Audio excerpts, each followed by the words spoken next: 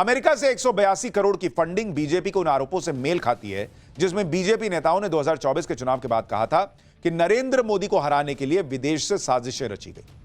पूरा दम लगाया गया, जोर लगाया गया कि मोदी ना पहुंच पाए इस कुर्सी तक, लेकिन अभी तक इन आरोपों का कोई आधार नहीं था, कोई सबूत नहीं था। बीजेपी यह भी आरोप लगा चुकी है कि अमेरिका में डीप स्टेट, जॉर्ज सोरोस सब मिलकर पीएम मोदी को हराने के लिए फंडिंग करते रहे और जॉर्ज सोरोस राहुल गांधी का गहरा कनेक्शन है। पिछले साल लोकसभा चुनाव के दौरान रूस ने भी कहा था कि अमेरिका की तरफ से भारत के चुनाव में दखल दिया जा रहा है, और अब जब यह मदद की बात सामने आ रही है वोटर टर्नआउट बढ़ाने के नाम पर, तो साफ साफ दिखने लगा है कि अमेरिका में बैठकर कोई तो था जो चाहता था कि मोदी हार जाए। अमेरिका का क्या इंटरेस्ट होगा सोचिए मोदी को हराने में? सीधा सीधा यही कि भारत की अर्थव्यवस्था रॉकेट बनी हुई है, भारत विकास कर रहा है, यह कैसे आगे जा सकता है जी, इसको नीचे करो। मोदी तो हमारी बैठ के सुनता नहीं, पहले वाले को सुना देते थे। मोदी को हटाओ, कोई अपने हिसाब का आदमी लाओ। यानी बीजेपी ने लोकसभा चुनाव को लेकर जो आरोप लगाए थे, अमेरिका से फंडिंग के जरिए भारत में दखल की जो बातें कही जा रही थी, वो अब सच साबित हो रही है। और अमेरिका के डीओजी विभाग की यह लिस्ट इस बात की गवाही दे रही है। अब उन लोगों की नींद उड़ी हुई होगी जो लोग विदेशों से पैसे लेकर भारत के खिलाफ माहौल बनाने में लगे थे। वो लोग, वो चंद लोग जिन्होंने 180 करोड़ में अपने 140 करोड़ भाइयों और बहनों को बेच दिया, सौदा कर दिया उनका। लाओ ना पैसा यार, हम बनाएंगे ना माहौल तुम्हारे लिए। क्योंकि भारत में फंडिंग के सबूत सामने हैं, कितने रुपयों की फंडिंग थी, यह फिगर भी सामने आ गया। मोदी सरकार को इसी चीज का इंतजार था। अब सरकार बड़े आराम से इस फंडिंग की फाइल खोल सकती है। जब फंडिंग की फाइल खुलेगी तो यह भी क्लियर हो जाएगा कि यूएस एड के नाम पर कौन कौन भारत में 182 करोड़ रुपए की फंडिंग का मलाई चाट रहा था। और अमेरिका में तो ट्रंप सरकार है, इसलिए इस जांच में जो भी सहयोग चाहिए होगा वो अमेरिका से मिल ही जाएगा। भारत की चुनावी प्रक्रिया में विदेशी फंडिंग के दखल के आरोपों के बीच बीजेपी ने कांग्रेस और जॉर्ज सोरोस के कनेक्शन को लेकर एक नया बम फोड़ दिया। बीजेपी नेता अमित मालवीय ने आरोप लगाया कि साल 2012 में जब यूपीए की सरकार थी, तब एस.वाई. कुरैशी मुख्य चुनाव आयुक्त हुआ करते थे। उस वक्त चुनाव आयोग ने IFES यानी the international foundation for electoral systems के साथ एक MOU साइन किया था। बीजेपी आरोप लगा रही है कि जिस संस्था के साथ चुनाव आयोग ने करार किया था, उसका कनेक्शन जॉर्ज सोरोस की ओपन सोसाइटी फाउंडेशन से था। बीजेपी ने आरोप लगाया कि आज कांग्रेस चुनाव में पारदर्शिता का रोना रोती है, लेकिन उसकी सरकार में तो पूरे चुनाव आयोग को विदेशी हाथों में सौंप दिया गया था। हालांकि इन आरोपों को एस.वाई. कुरैशी ने खारिज किया। एस.वाई. कुरैशी ने माना कि उनके मुख्य चुनाव आयुक्त रहते हुए IFES से करार हुआ था, लेकिन उस करार में कोई फंडिंग शामिल नहीं थी, ना ही फंड देने का कोई वादा था। उधर बीजेपी नेता अमित मालवीय की पोस्ट पर जवाब देते हुए कांग्रेस नेता पवन खेड़ा ने कहा कि कोई इन्हें बताए कि 2012 में जब भारतीय चुनाव आयोग को कथित तौर पर यूएस एड से यह फंडिंग मिली थी, तब सत्तारूढ़ पार्टी कांग्रेस थी। इस तर्क से तब के सत्ताधारी दल कांग्रेस को तथाकथित बाहरी हस्तक्षेप करवाकर अपनी ही चुनावी संभावनाओं को नुकसान पहुंचा रही थी, और विपक्ष यानी बीजेपी ने सोरोस या यूएस एड की वजह से 2014 में चुनाव जीता था। लेकिन इससे यूएस एड के पैसे से भारत में माहौल बनाने वाले और भारत विरोधी काम करने वालों पर सवाल बंद नहीं हो जाएंगे, क्योंकि उनकी फाइल तो खुल चुकी है और मोदी इनका पूरा हिसाब किताब करके मानेंगे, ये लिख लीजिए। एक तरफ मोदी को हराने के लिए विदेशी पैसे के इस्तेमाल की बातें सामने आ रही हैं, बीजेपी और कांग्रेस एक दूसरे पर आरोप लगा रहे हैं। उधर आज एक बड़ी बात यह भी हो गई कि नरेंद्र मोदी और अमित शाह की मुलाकात राहुल गांधी से हुई। एक ही कमरे में 3 नेता और बस यही तीनों। यह मुलाकात देश के नए मुख्य चुनाव आयुक्त को चुनने के लिए थी, जिसमें प्रधानमंत्री, केंद्रीय मंत्री के अलावा नेता विपक्ष होता है। देश में मौजूदा CEC यानी chief election commissioner Rajiv Kumar हैं, जो 18 फरवरी यानी कल रिटायर हो जाएंगे। पीएम मोदी, अमित शाह और नेता विपक्ष राहुल गांधी को मिलकर जो पैनल बना है, वो सर्च कमेटी की तरफ से शॉर्टलिस्ट किए गए उम्मीदवारों में से एक नाम चुनेगा, और इस नाम की सिफारिश नए CEC के तौर पर राष्ट्रपति को भेजी जाएगी। इधर पीएम मोदी, राहुल गांधी और अमित शाह की मीटिंग हुई, और उसी वक्त कांग्रेस ने एक प्रेस कॉन्फ्रेंस कर नए CEC के चुनाव पर मोदी सरकार को घेर लिया।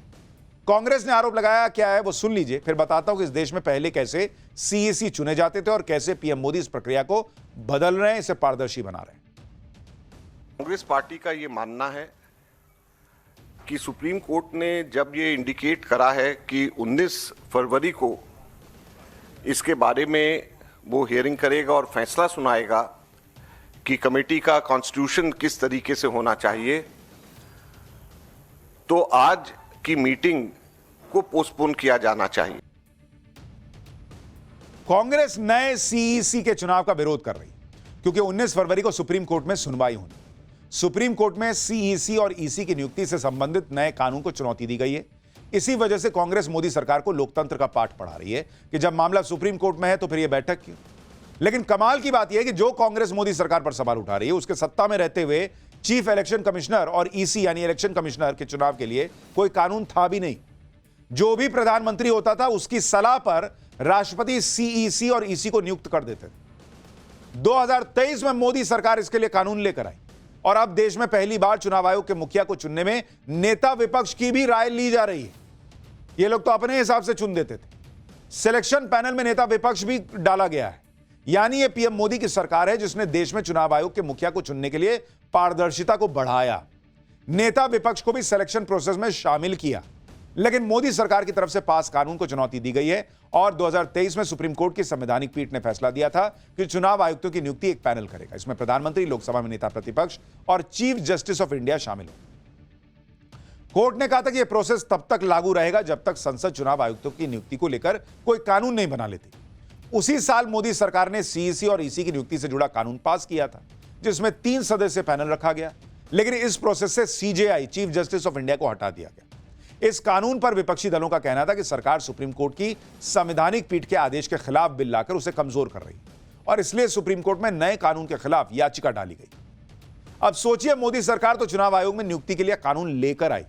हो सकता है हर कानून की तरह उसमें भी कुछ खामियां हो, लेकिन पहले की सरकारों में तो कानून था भी नहीं और वही लोग गाना गा रहे हैं कि बड़ा पारदर्शी नहीं हो रहा है। यार, ये क्या सिस्टम मोदी जी ने बनाया। एक तरफ मोदी और ट्रंप भारत विरोधी इकोसिस्टम की बैंड बजा रहे हैं, दूसरी तरफ ऐसा लगता है कि जैसे कांग्रेस ने डीप स्टेट वाला नैरेटिव फैलाने का ठेका उठाया हुआ है। अब इंडियन ओवरसीज कांग्रेस के अध्यक्ष सैम पित्रोदा ने एक बार फिर ऐसा बयान दिया है जिससे बवाल कटा हुआ है।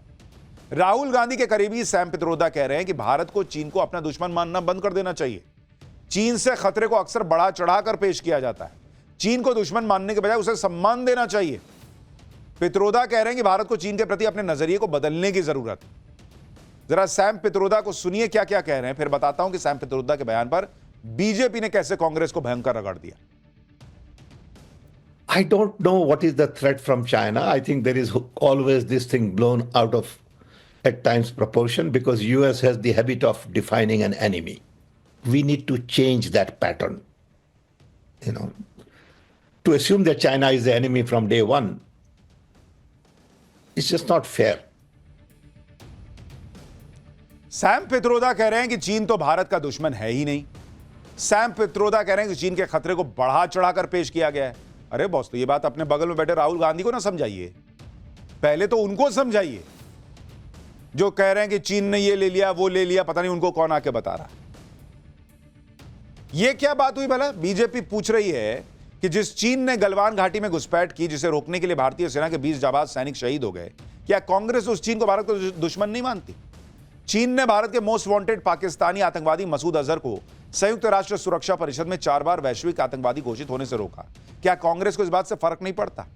चीन ने जम्मू कश्मीर में धारा 370 को दोबारा लागू करने की पाकिस्तानी मांग का हमेशा समर्थन किया। क्या कांग्रेस फिर भी चीन को दुश्मन नहीं मानती? चीन की सेना बार बार लगातार अरुणाचल प्रदेश से लेकर लद्दाख तक एलएसी पर घुसपैठ का प्रयास करती है। क्या चीन ये सब दुश्मनी नहीं, दोस्ती में करता है? सैम पित्रोदा ने तो बयान दे दिया, लेकिन उनके बयान पर अब बीजेपी कांग्रेस से जवाब मांग रही है। बीजेपी के नेता सुधांशु त्रिवेदी ने क्या सवाल पूछे, सुनिए जरा। उन्होंने इस प्रकार की बात कही कि चीन के साथ तो किसी प्रकार का विवाद ही नहीं है, जैसे भारत ही अग्रसर की भूमिका में, यानी आक्रामक मुद्रा लिए हुए। ये गलवान के शहीदों का अपमान है कि नहीं? मैं कांग्रेस पार्टी से सीधे पूछना चाहता हूं। गलवान में जो हुआ, हमारे 20 सैनिक बलिदान हो गए और उसके बाद यदि आपका ओवरसीज का चीफ इस प्रकार की भाषा बोलता है तो यह निंदनीय है। याद करिए राहुल गांधी जी ने विदेश में क्या कहा था कि चाइना ने बड़ा संघर्ष करते हुए ऊपर उठने का उदाहरण प्रस्तुत किया है उन चुनौतियों के बीच से। आपको याद हो अभी कुछ दिन पहले के अपने विदेशी दौरे में क्या कहा कि चाइना ने अनएम्प्लॉयमेंट को बहुत अच्छे तरीके से टैकल किया है, जबकि फैक्ट ऑफ द मैटर है इस समय चाइना में एम्प्लॉयमेंट रेट 24% है। सैम पित्रोदा ने चीन को लेकर जो कहा उस पर बीजेपी ने कांग्रेस और राहुल गांधी को घेर लिया। पूछा कि क्या चीन से पैसे लेते हो भाई, जो बार बार चीन की इतनी तारीफ करते रहते हो? क्योंकि राहुल गांधी भी कई बार मोदी सरकार का विरोध करने के चक्कर में चीन के नैरेटिव को सूट करने वाली बातें करते रहते हैं। अब बीजेपी पूछ रही है कि जो कांग्रेस आरोप लगाती है कि मोदी सरकार ने देश की जमीन चीन को सौंप दी, उस कांग्रेस को अब चीन से कोई खतरा क्यों नहीं दिख रहा? बीजेपी इसकी वजह उस समझौते को बता रही है जो कांग्रेस और चीन की कम्युनिस्ट पार्टी के बीच 2008 में हुआ था, जिस समझौते पर साइन करने के लिए पूरा गांधी परिवार कम्युनिस्ट पार्टी के निमंत्रण पर बीजिंग गया था। प्रियंका वाड्रा और रॉबर्ट वाड्रा भी बीजिंग गए थे, और जब राहुल गांधी चीन की कम्युनिस्ट पार्टी के साथ समझौते पर साइन कर रहे थे तब सोनिया गांधी भी वहां मौजूद थी। बीजेपी आरोप लगाती कि जो समझौता तत्कालीन प्रधानमंत्री मनमोहन सिंह को करना चाहिए था, उसे राहुल गांधी और सोनिया गांधी की हैसियत से कर रहे थे। इसलिए बीजेपी हमेशा कहती है कि चीन ने भारत सरकार के साथ नहीं बल्कि एक राजनीतिक पार्टी के साथ समझौता किया था। लेकिन कांग्रेस कहती है कि यूपीए सरकार के दौरान चीन से यह समझौता दोनों देशों के बीच हाई लेवल बातचीत का तंत्र तैयार करने से जुड़ा था। पित्रोदा के बयान के बाद बीजेपी एक बार फिर उसी समझौते की याद दिला रही है। वैसे सैम पित्रोदा के बयान पर तो कांग्रेस की सहयोगी शिवसेना यूबीटी भी सवाल उठा रही है। प्रियंका चतुर्वेदी कांग्रेस को क्या नसीहत दे रही हैं, सुनिए, फिर बताता हूं कि कांग्रेस कैसे बैकफुट पर आ गई। सैम पित्रोदा जी ने जो कहा है कि चीन हमारा दुश्मन नहीं है, वो कहीं ना कहीं गलत बयान है। अगर आप देखें, चाइना एक ऐसा देश है जो इंटरनेशनल लॉज को का पालन नहीं करता है, जो अरुणाचल प्रदेश से लेकर लद्दाख में घुसपैठियापंथी कर रहा है, जो खुद राहुल गांधी जी ने इसके बारे में उठाया है। और ये कहना और ये डिसमिस कर देना, ये कहीं ना कहीं देश की नेशनल सिक्योरिटी पे प्रश्न चिन्ह उठाता है। उम्मीद करती हूँ कांग्रेस पार्टी इसका संज्ञान लेगी। यानी बीजेपी से लेकर कांग्रेस के सहयोगी तक सवाल उठा रहे हैं कि भैया ये क्या कह रहे हैं सैम पित्रोदा। बीजेपी तो कह रही है कि सैम पित्रोदा के बयान से कांग्रेस का चीन प्रेम खुलकर सामने आ गया, लेकिन हर बार की तरह कांग्रेस ने इस बार भी सैम पित्रोदा के बयान से किनारा काट लिया। पार्टी महासचिव जयराम रमेश ने ट्वीट करके सैम पित्रोदा के बयान को उनका पर्सनल बयान बताकर कांग्रेस को बचाने की कोशिश की। जयराम रमेश के मुताबिक सैम पित्रोदा ने चीन पर जो कुछ भी कहा वो निश्चित तौर पर कांग्रेस का विचार नहीं। चीन हमारी विदेश नीति, बाहरी सुरक्षा के साथ साथ आर्थिक चुनौती भी है। यानी सैम पित्रोदा के बयान पर कांग्रेस सॉरी कर रही है, लेकिन ना तो अंकल सैम ने पहली बार विवादित बयान देकर कांग्रेस की मुश्किल बढ़ाई है, और ना ही यह पहली बार है जब कांग्रेस को सैम पित्रोदा के बयान से किनारा काटना पड़ा है। पिछली बार जब पित्रोदा ने कह दिया कि उत्तर पूर्व के लोग चीनी जैसे दिखते हैं, एक आध बार तो कांग्रेस ने उन्हें पद से हटाया भी, लेकिन फिर भी कांग्रेस के लाडले बने रहते हैं क्योंकि राहुल गांधी के बहुत खास हैं।